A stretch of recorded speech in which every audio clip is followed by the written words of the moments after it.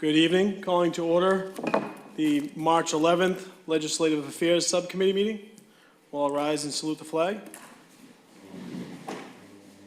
Pledge allegiance to the flag of the United States of America and to the republic for which it stands, one nation, under God, indivisible, with liberty and justice for all. Roll call of the members of the Legislative Affairs Subcommittee. Councilor Novoselsky? Here. Councilor Powers? Absent. Councilor Rizzo? You here? Here. Councilor Zambuto? Here. Here. And Chairman Keefe? Here. Here. A quorum is present. Thank you, Madam President. So we have a few items up on the agenda tonight. I know that there are a few that we may be tabling for matters that council is not in attendance or they wish to table. But to start it off, I'd like to go over 18036, an ordinance prohibiting disposable plastic bags. That was presented to us by Councilor McKenna and Councilor Janino, and also Councilor Morabito. Thank you. And we can have some further discussion on that. This was something that we brought up about midway through last year, so it's been standing in committee for some time. We'd like to bring it up.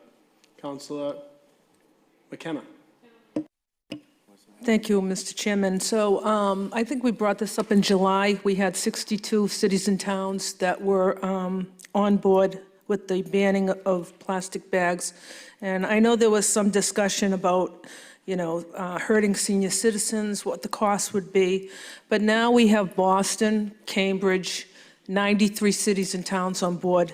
And what I'm hearing is that maybe Massachusetts is going to do an ordinance for the whole state. So, but I just think it's necessary, especially where we're an ocean front community. I know the DCR has talked about plastic bags and straws to me, saying the beach is it's hard to clean up. They're in the water, they're in the trees, they're on the streets, they're everywhere. We're not trying to eliminate plastic bags. We're just trying to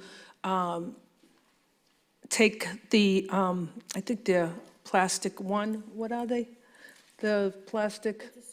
It's a certain grade. I think it's one grade. Point of information, it's single-use bags that are 2.25 millimeter thick. Okay, so that's what we're trying to eliminate. We're not, and now people are starting to use recycled plastic bags. So I think there's room for growth with plastic bags. It just won't be this certain plastic bag that it doesn't, it's biodegradable. It's not biodegradable. It takes 1,000 years. And now what they're finding out is the sunlight is starting to dissipate the plastic bags, and the fish and animals are starting to eat it. So that's it. Thank you, Councilor McKenna. Councilor Janino. Thank you, Mr. Chairman, and I want to thank you for taking this up this evening. It's been something that Councilor McKenna and myself and Councilor Morabito have been working on for a good amount of time now. And as my colleague mentioned, a good percent of the state is now on board with this. And I think that it's really important to know the facts when we talk about this. So number one, it's not banning every plastic bag. It's banning one type of plastic bag. This is the type of plastic bag that's found clogging storm drains. It's found clogging the sewage on the sidewalks. It's found stuck in fences. It's found on our beaches. It's found everywhere. And something that's important to note is this isn't hurting the consumer. It's holding our retailers to a higher standard. It's saying if you want to do commerce in our city, these are our standards, and we hope that you would abide by them. It doesn't hurt mom and pop shops because there's language in it to make sure that people, once they've already purchased a supply, can use what they have and then transition to the new type of bags, whether that be a reusable, thicker plastic or a paper bag. There are alternatives, but the big picture is this is bigger than Revere. This is bigger than Massachusetts. This is a global issue, and it's something that I know my colleague, Councilor McKenna, has done an extensive amount of research on.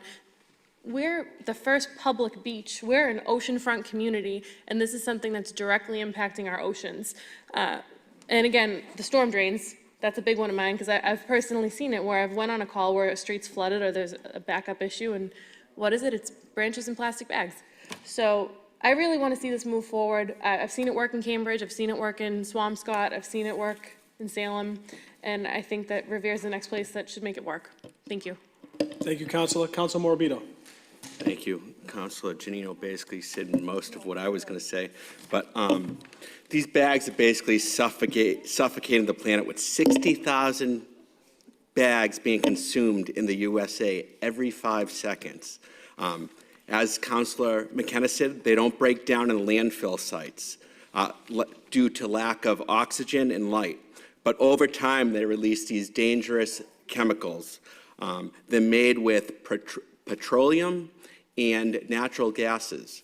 So these bags are all over the place. Not only are they creating the litter and pollution, they're hurting the marine life in the ocean. So the littering of these bags are not only an eyesore, but they're harmful to animals, as I said. They say that the lifespan of a plastic bag from when your items are bagged at the grocery store to when you bring them home is a 12-minute lifespan. The picture is pretty clear. For a few minutes of use, plastic bags weigh heavily on our environment. And the goal of this motion is to reduce pollution and decrease greenhouse gases. So I hope my colleagues will vote in favor of this on the subcommittee. Thank you, Counselor. Counselor Rizzo. Thank you very much, Mr. Chairman. I do totally agree with this. I know there's different schools of thought, and you know, there's something to be said for that. I've heard people talk about, we can do on our own local level, or we can even do on the level of the United States, what we can do to get rid of these type of materials that are hurting our environment. But unless it's a worldwide effort, we're really going to have, we're just going to be a small piece of it. But knowing that, we should do our part. This is, it is an issue. I mean, I think I might have said this when this motion was first introduced. You think of all the ships at sea, and of course I served for 6 years, 4.5 of those years on a U.S. naval aircraft carrier. And to see the trash and to see equipment and everything else that went off of that ship day in and day out, that's just one out of just, one ship at sea with all the different navies and all the different ships that are allowed to dump 50 miles out. You think about what's going into into our oceans, what's going into our landfills. I think I read something recently that by the year 2050, there was going to be more plastics and materials in the ocean than there are fish. I mean, that's scary. So what happens? I mean, maybe a lot of us will be gone by 2050 or 2100 or 2200, but what are we doing to future generations if we don't start doing our part? I know even us, I mean, I'll speak for myself, my wife and I, they have these bags you can bring now. They're not paper bags, they're not plastic bags. They're just bags you can take in when you go grocery shopping. They're just these carry cloth type bags that you can bring in. And, I mean, it's, in a lot of ways, it's better than plastic bags because you can put more in them, so it's less bags to carry in the house. It's like anything else. It's like years ago, people used to smoke at work. They would smoke in restaurants. But you know what? Now you can't do it anymore, and it's better for everybody. And, it's like change is hard sometimes, but if it's going to benefit future generations, why wouldn't we want to take this on? So, I do support it. I do understand that, we're only Revere, but, sometimes starting small and growing from there can take on bigger change. So I am going to support this, Mr. Chairman. Thank you very much. Thank you, Councilor Rizzo. Councilor Zambudo. Thank you, Mr. Chairman. This came up when I was chairman of this committee, and All I did was ask for data, and all I got was emotions. Nobody ever produced anything of value except that now it's up to 93 cities and towns out of 351 that have passed this, in my eyes, meaningless legislation. Now, you know, this is just similar to the new Congresswoman with the Green New Deal. She wants to eliminate fossil fuels, okay? And that's all great. You're going to do that in the United States and make everybody not able to take a plane or whatever. And you know what? It's going to be like a pebble in the ocean. You know why? China is producing a coal plant every day, or 5 coal plants a day. Most of the stuff, everybody talks about the oceans, it's got more plastic bags in it. It's all, most of it's from China, not here. We're pretty responsible. And I'll support this when the state puts in a plastic bag ban. But let me tell you something. At Christmas time, I was at Macy's in Boston, waiting in line for gift cards, because I'm lazy, I buy gift cards. And 15 minutes went by, and 2 sales clerks were trying to force a down jacket into a paper shopping bag. Finally, I had to get back to work. I said, hey, put it in a plastic bag. Put it in the big plastic bag. Oh, we're in Boston. We can't do that. That's a minor example of what this kind of feel-good legislation does. And that's all it is feel-good legislation, because it's not gonna, it's a pebble in the ocean. If you get China and all these other startup countries to, you know, these that are producing most of these greenhouse gases, you can stop all fossil fuels. You're not gonna make a bit of difference in the world. It's good, it's feel good, it feels good. We did our part, but guess what? I can't support this. I'll never support it until the state puts a ban on, then I'll have to support it. Thank you. Thank you, Councilor. Councilor Guanasso. Mr. Chairman, it's a pleasure to work with the community and active councilors who have the vision to bring this forward. For us not to be followers, but for us to be leaders.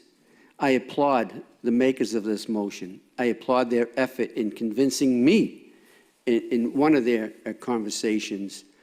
But after that, I did some research and I watched a lot of the programs on TV regarding this type of activity. And I also did some observation while on traveling on vacation. And I happened to be in Florida not so long ago, and I saw no less than 20 palm trees in a row with plastic bags on every one of them. I said, oh, I can't wait to get home to vote for that ordinance, because show that Revere is a leader, show that we have something pro-positive. We don't need to sit back and wait for the Commonwealth of Massachusetts to legislate rules for us. We've done many things in the forefront before, and this is one little thing that we can do. But to show what to our community, we are a beachfront community. We want to protect our beach. We know the outrageous amount of money we're being charged by Mass Water Resources to clean up the harbor, and we're still paying for that. So why do we want to pollute it anymore? Let's do what's the positive thing for our community and vote this new ordinance out. And then we'll take it from there. Any other ordinances come down the road, we can amend it or reform it or do whatever we wish to do with it. But at least let's have something on the books to show, again, that Revere is right out to the forefront with this type of legislation that shows us that we are a leader in our Commonwealth. We are not a follower. Thank you, Mr. Chairman. Thank you, Councilor Guanasso. If I may speak on this, and I was an original supporter of this initial motion, or this initial ordinance. And like Councilor Zambudo did ask, he did ask for some data, and I believe Councilor McKenna and myself We reached out to many communities such as Cambridge and Boston that were, or Cambridge had already had it implemented in Somerville. And we got data, I know, but since then, Councilor Zambudo is no longer overseeing the Legislative Affairs Subcommittee, and fortunately, I have taken that over. So I agree on this motion. I'm a big supporter of it. And I understand Councilor Zambudo's hesitation, but when he talks about a pebble in the water, I wanted to leave a little quote or a poem. Drop a pebble in the water, just a splash and it's gone, but there's a 100 ripples circling on and on, spreading and spreading from the center, flowing out to the sea, and there is no way of telling where the end is going to be. And that's just a small part of the poem, but I'll be happy to throw a pebble in the water with my fellow councilors. And it's time that for some little things that we have to do as a city council that could probably make, that should make the city of Revere a better place to live and a better place to be. And we have that responsibility, and I think that we can help do that. So I will be asking to put this to vote tonight. And Councilor, well, I'll ask that it goes to public hearing.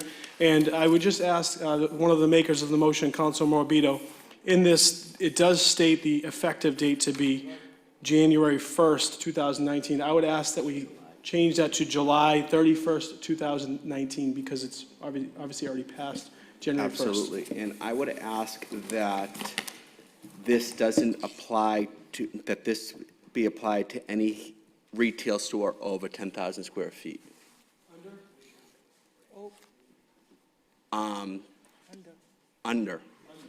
Under, correct, okay. So this would eliminate anything, any retail businesses, single operated businesses under 10,000 square feet, okay, in the city. So we can add that and also add the date to potentially effective July 31st in hopes that this does pass. But this would, I would ask that we vote on this going to a public hearing, Madam Clerk? Yes. Thank you.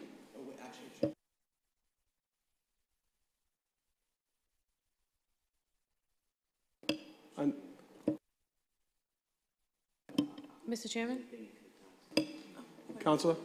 will it go to committee one more time before it goes to the public hearing? If it's ordered to a public hearing, when will the public hearing be, next month?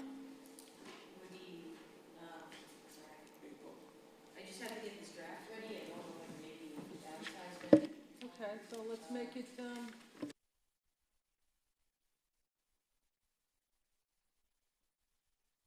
So we can vote on this and it would go to a public hearing for April. So the last meeting in April. Thank you. Roll call.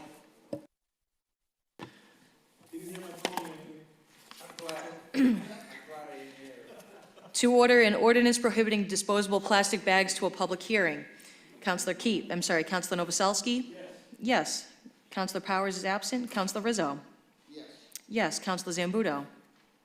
I'm going to vote yes only because I never stop anything from going to a public hearing. I'm still vehemently opposed to this, and I know I don't have the votes, but I would never stop anything from going to a public hearing. And Chairman Keefe? Yes, and also Council President Guanasso would like to vote on this as well. Councilor Guanasso, Council President Guanasso, voting yes to order this to a public hearing. Thank you. Mr. Chairman, can we also put on the record that the three makers of the motion were here and in support? On the record. Thank you. Next matter of business, we have a motion presented by Councilor Gucciino and McKenna that the city clerk be requested to research and draft an ordinance banning plastic straws and stirs. It was brought to our attention from the DCR, the Revere Beautification Committee, and the Beachmont Improvement Committee that plastic straws and stirs are the #1 items littering Revere Beach. As sand fills the straws, they get buried under the sand. This makes it impossible to remove straws during beach cleanups. Not only are plastic straws detrimental to Revere Beach, but they are environmentally toxic to sea life. Councilor McKenna, would you like to speak on this motion? Councilor Janino. Thank you, Mr. Chairman. I want to start by saying anyone that has any negative thoughts about this motion, saying that it's progressive, I want you to think about 50 years ago, and in your childhood, plastic straws didn't exist. So for many people watching, when you were growing up, there was no such thing as a plastic straw. There were paper straws, and that was a norm in this country for decades. Plastic straws are a newer invention. They're something that came about within the past 20 years, and they're something that we've noted is having a detrimental impact on our environment. They're getting stuck in sea life, they're polluting our beach, and they're not necessary. So if there's a viable paper alternative that worked for decades, and now there's a new alternative that we see has visible issues, and we can go back to something that worked for decades, I don't see any problem with that. You'll notice if you go to a lot of restaurants that are conscious, they're starting to go back to paper straws. It makes sense. It's better for the environment. And again, if it worked 50 years ago, I don't see why it can't work again. It's a better option.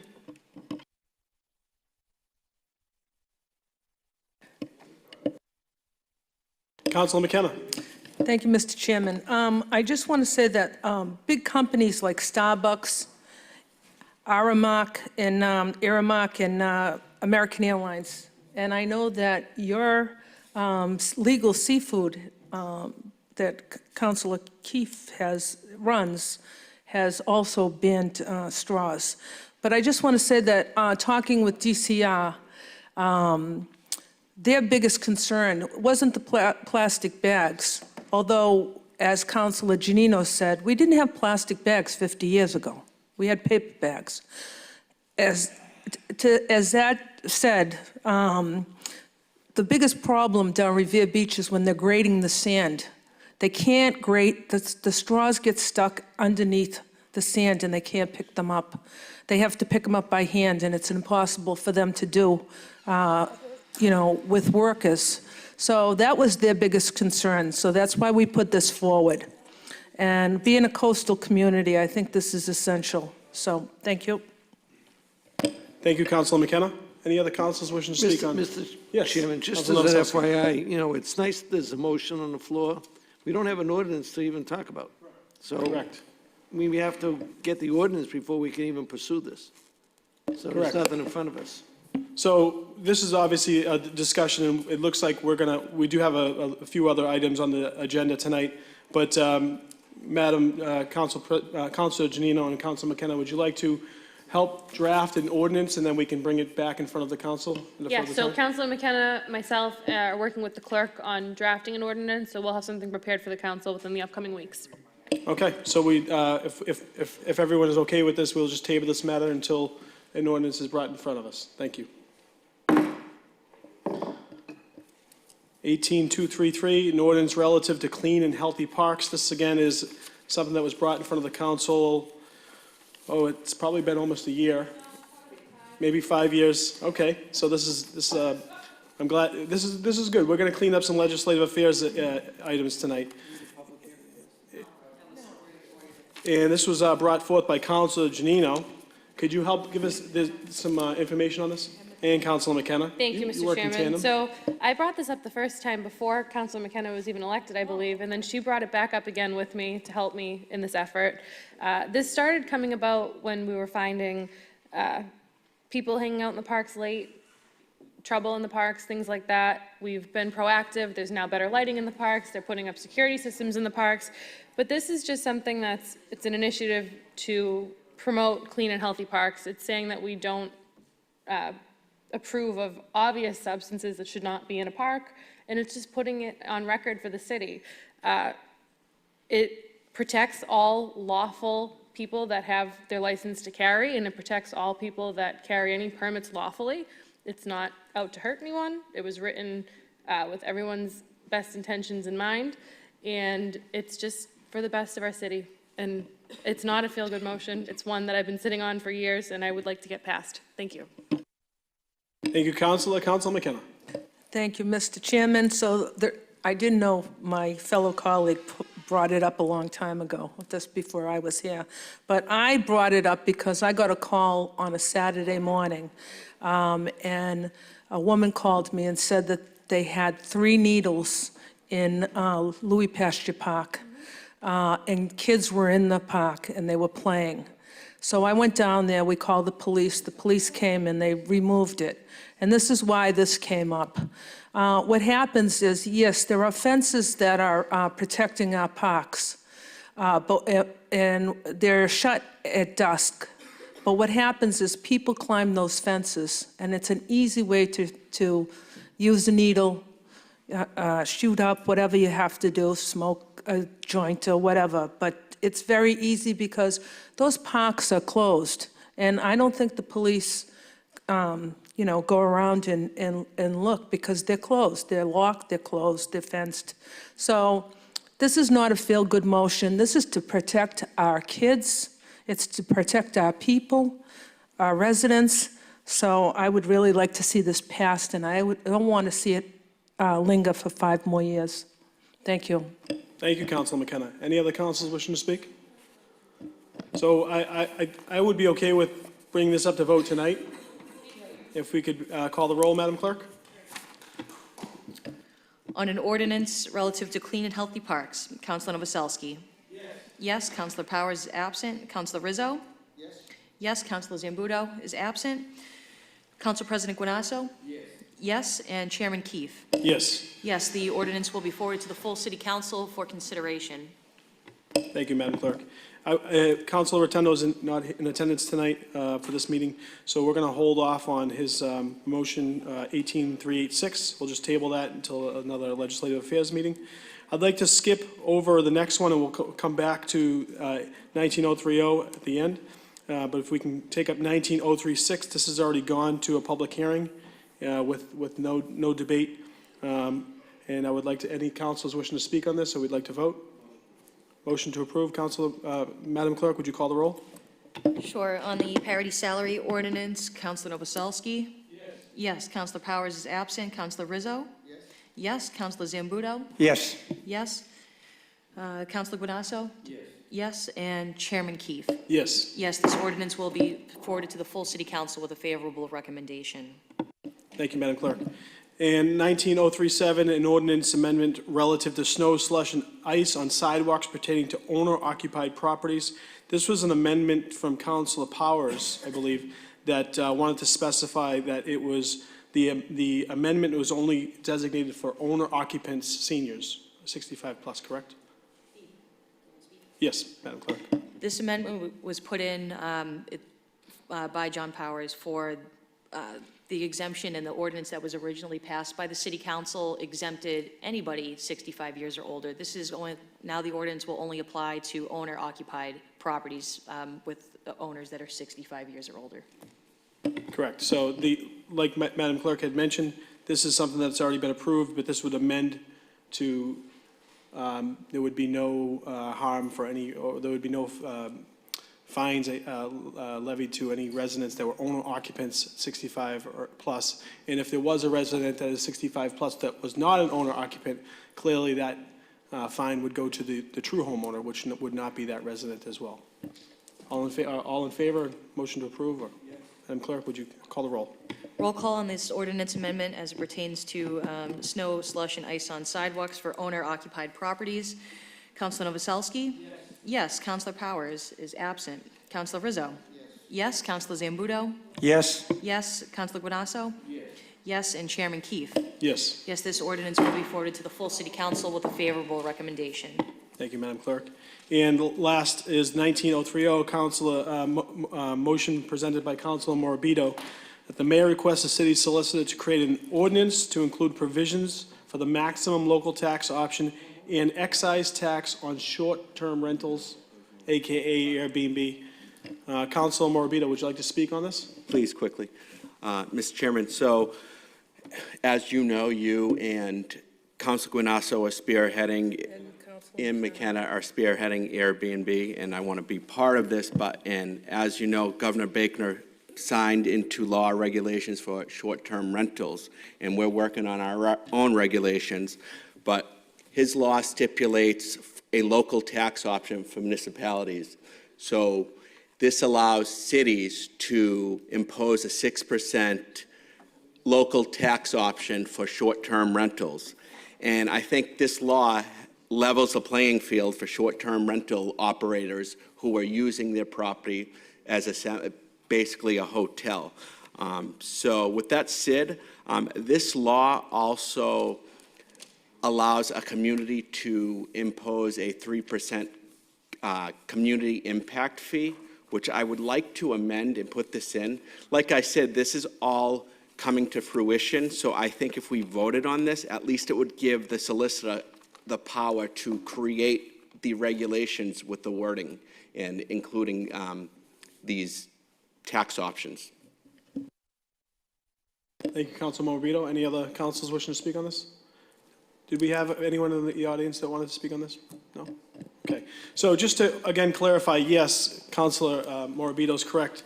Councilor McKenna, Councilor Guanasso, myself, and City Solicitor are working together in proposing a proper ordinance that defines the usage of Airbnbs throughout our city. With that being said, there'll also need to be a separate vote to add in the 3% or the maximum allowed tax, which I believe is 3% or 6%. So we'll have a separate vote on that, and of course, some of those funds would go towards housing improvements throughout the city or affordable housing throughout the city. So this is something that's continuing to be drafted. I would imagine this is a top priority for Council President Guanasso this year. So I would imagine we're going to have something moving forward probably before the half of this year. And if we're all in favor, I'd like to vote this out. Can I just say a point of information? Yes. So out of that 3% community impact fee, 35% of it should be going to affordable housing. That's what the law states. Thank you for the clarification. So if we're all in favor? All in favor? Aye. That wraps up our Legislative Affairs Subcommittee. We're going to return to our City Council meeting at 6 p.m., so we'll have a short little recess. Everyone have a great night, and thank you very much.